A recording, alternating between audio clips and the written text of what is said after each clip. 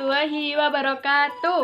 Waalaikumsalam warahmatullahi wabarakatuh. Selamat pagi anak-anak. Pagi, Bu. Bagaimana kabarnya hari ini? Baik, Bu. Kok lemes gitu sih? Kalau ibu menanyakan bagaimana kabarnya hari ini, jawabannya alhamdulillah, luar biasa, tetap semangat. Yes, gitu ya. Iya, Bu. Yang semangat, masa pagi-pagi udah loyo gitu. Bagaimana kabarnya hari ini anak-anak? Alhamdulillah, luar biasa, tetap semangat. Yes, pinter. Gitu dong, itu baru anaknya ibu. Nah, sebelum kita memulai pelajaran hari ini, silakan ketua kelas dipimpin doa terlebih dulu. Persiapan. Di tempat duduk siap. Berdoa mulai.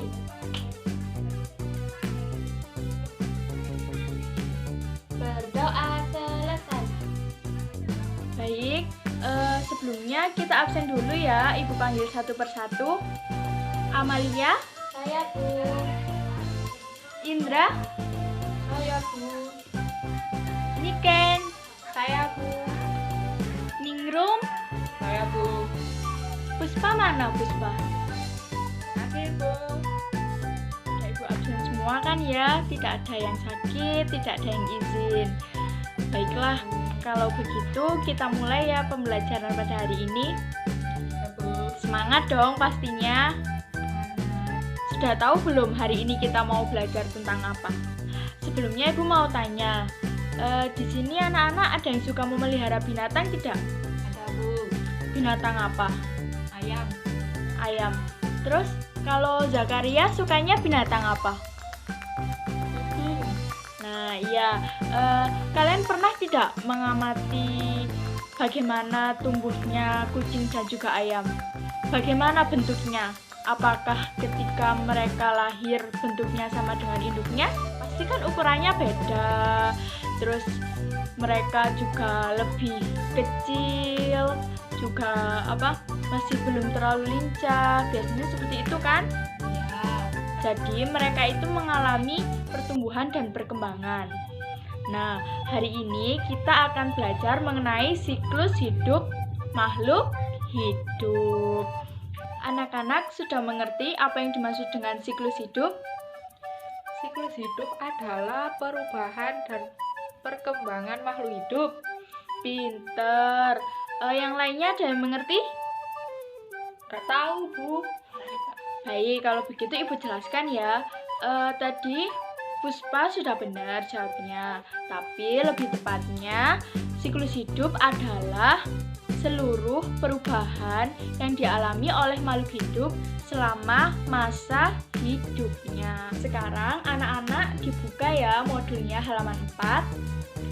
Di situ kalian perhatikan gambarnya. Sudah diperhatikan semua kan gambarnya? Jadi, daur hidup adalah seluruh proses perubahan yang dialami oleh makhluk hidup selama masa hidupnya. Itu yang dinamakan dengan siklus hidup. Siklus hidup disebut juga dengan daur hidup. Siklus hidup dan daur hidup itu sama ya anak-anak. Jadi kalian tidak usah bingung apa bedanya. Itu sama, hanya istilahnya saja yang berbeda. Nah, dalam daur hidup itu ada yang mengalami metamorfosis dan ada yang tidak mengalami metamorfosis. Apakah ada yang tahu apa yang dimaksud dengan metamorfosis? Saya, Bu. Apa, ayo? Metamorfosis adalah perubahan bentuk. Benar, jadi metamorfosis adalah perubahan. Apakah anak ayam bentuknya berbeda dengan induknya? Ayo. Tidak kan? Mirip kan? Ya. Nah, bagaimana dengan kupu-kupu? Bingung kan pastinya? Agar kalian lebih paham terkait siklus hidup makhluk hidup yang mengalami metamorfosis dan tidak mengalami metamorfosis, kalian bisa langsung membacanya di dalam modul. Ibu beri waktu 5 menit saja ya untuk membaca. Sudah dibaca semua? Sudah, Bu. Nah, pinter. Apa sih yang dimaksud dengan tidak mengalami metamorfosis? tidak mengalami metamorfosis itu maksudnya tidak mengalami perubahan. Jadi dari lahir sampai dengan dewasa itu tidak mengalami perubahan, bentuknya sama. Itu yang dimaksud dengan tidak mengalami metamorfosis. Makhluk hidup yang tidak mengalami metamorfosis itu ada yang berkembang biak dengan cara bertelur dan ada juga yang berkembang biak dengan cara beranak. Pinter. Nah, untuk makhluk hidup yang berkembang biak dengan cara bertelur itu contohnya apa? Ayam. Terus apa lagi? Angsa, bebek, cicak, kura-kura, ular, dan masih banyak yang lainnya. Nah, di modul kan ada siklus hidup dari ayam. Dibuka lagi, diperhatikan gambarnya. Nah, jadi di situ kan ada gambar dari ayam dewasa atau induk ayam nantinya akan bertelur. Nah, telur ini nantinya akan menetas. Anak ayam ini menetas dari telur yang tadi kan ya. Nah, nanti anak ayam ini akan tumbuh menjadi ayam yang dewasa. Antara anak ayam dengan induk ayam itu kan tidak berbeda bentuknya. Jadi tidak mengalami perubahan, sama kan, hanya saja ukurannya yang berbeda. Itu yang dimaksud dengan siklus hidup hewan tanpa mengalami metamorfosis. Untuk yang berkembang biak dengan cara beranak apa contohnya? Kucing, Terus apa lagi? sapi, Kucing, sapi, kambing, dan masih banyak yang lainnya lagi kan ya? Nah, di situ kan kalau di buku ada gambar siklus hidup dari kucing. Bisa dilihat kan antara anak kucing dan juga kucing dewasa itu tidak mengalami perubahan bentuk. Jadi itu tadi terkait dengan siklus hidup yang tidak mengalami metamorfosis. Sekarang Ibu akan menjelaskan terkait siklus hidup makhluk hidup yang mengalami metamorfosis. Makhluk hidup yang mengalami metamorfosis itu ada dua, yang mengalami metamorfosis sempurna dan juga yang mengalami metamorfosis tidak sempurna. Sekarang coba bukunya dibuka pada halaman 9. Di situ sudah ada contoh metamorfosis yang tidak sempurna itu apa? kecoa, Pinter. Jadi contoh makhluk hidup yang mengalami metamorfosis tidak sempurna itu kecoa. Apa sih yang dimaksud dengan metamorfosis tidak sempurna? Metamorfosis tidak sempurna adalah proses perubahan bentuk hewan yang saat lahir tidak mengalami perubahan yang signifikan dengan hewan saat sudah dewasa. Jadi, hewan tersebut bentuknya sama dengan induknya. Yang membedakan hanya bagian-bagian tubuhnya. Seperti misalnya sayapnya, seperti itu ya. Contohnya itu ada belalang, kecoa, capung. Itu dalam buku kan tadi sudah dijelaskan. Nah, untuk tahapnya itu mereka tidak mengalami tahap pupa atau larva.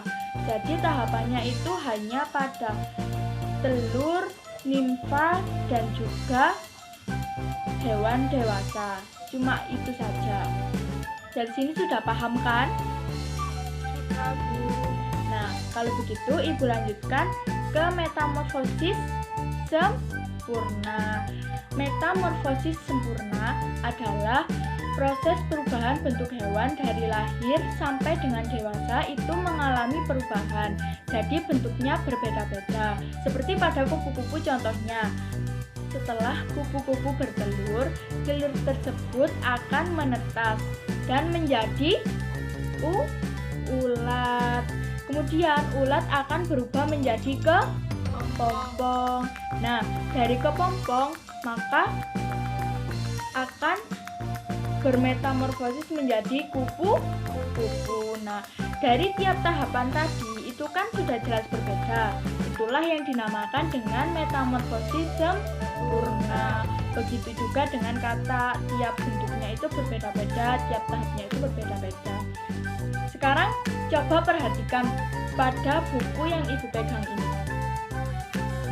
ini ada metamorfosis sempurna siklus hidup dari kupu-kupu. Nah, di sini kan sudah jelas mulai dari yang pertama yaitu kupu-kupu, yang kedua yaitu telur, kemudian telur menetas menjadi ulat, dari ulat kemudian akan menjadi kepompong. Nah, kepompong akan berubah menjadi kupu-kupu lagi, dan begitu juga sampai seterusnya. Paham kan ya dari sini? Ya. Apa ada yang mau ditanyakan lagi? Tidak, Bu. Nah, kalau begitu Ibu beri tugas ya. Kalian bisa mengerjakan latihan soal yang ada pada buku modul kalian. Coba dibuka halaman 21. Di situ ada 10 soal, Ibu beri waktu 15 menit saja. Mudah kan? Tadi sudah Ibu jelaskan, sudah dibaca juga. Ibu tunggu ya. Bagaimana anak-anak? Sudah selesai mengerjakannya? Sudah, Bu. Nah, kalau sudah dikumpulkan ya di meja Ibu, nanti akan Ibu koreksi. Sekarang Ibu mau membentuk beberapa kelompok.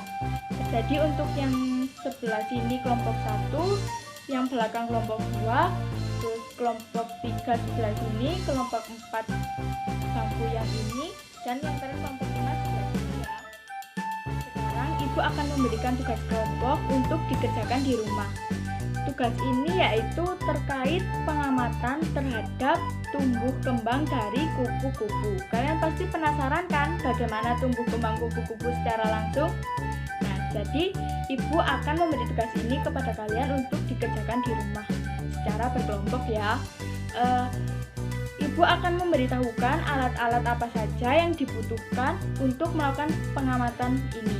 Jadi alat dan bahannya kalian bisa menyiapkannya. Yang paling penting, kalian harus mencari ulat dari daun pisang. Nah, ini contohnya. Ini di dalam gulungan ini itu ada ulatnya. Jadi kalian harus menyiapkan ini terlebih dulu. Kemudian kalian harus menyiapkan kaleng plastik, kemudian juga kasa, kemudian madu. Setelah itu ada tanah dan juga ada karet gelang. Nah, tahapan yang pertama, kalian siapkan kaleng plastik. Kemudian kalian masukkan tanah. Tidak perlu banyak-banyak. Kira-kira segini saja cukup. Setelah itu, kalau sudah dimasukkan, kalian ambil ulat yang ada pada gulungan daun pisang ini. Kalian masukkan ke dalam kaleng plastik kalian ini.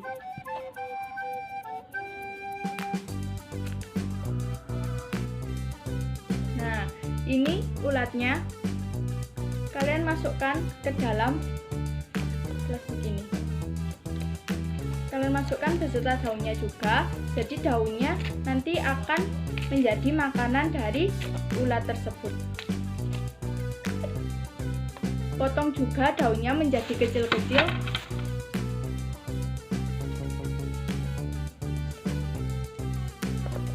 Nah, kalau sudah seperti ini, kemudian tutup menggunakan kasa. Kenapa menggunakan kasa? Agar ulat tersebut masih tetap bisa bernafas. Tutup seperti ini. Ikat dengan karet gelang agar tidak lepas.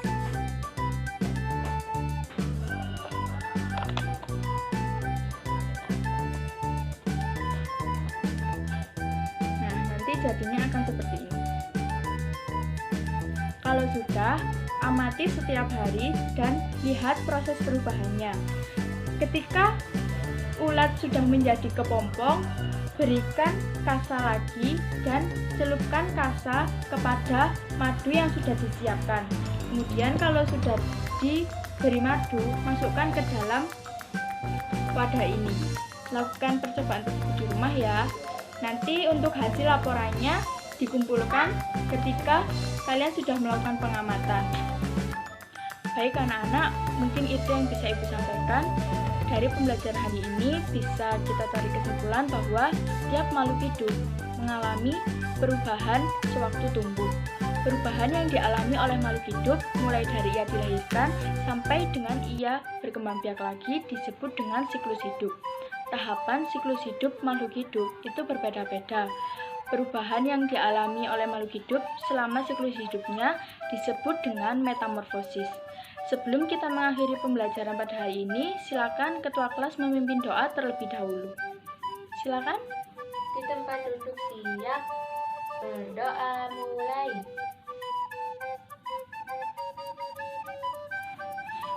Berdoa selesai. Baik, terima kasih. Anak-anak bisa meninggalkan ruang kelas untuk beristirahat. Nanti buku yang sudah dikumpulkan di Ibu akan Ibu kembalikan setelah Ibu koreksi.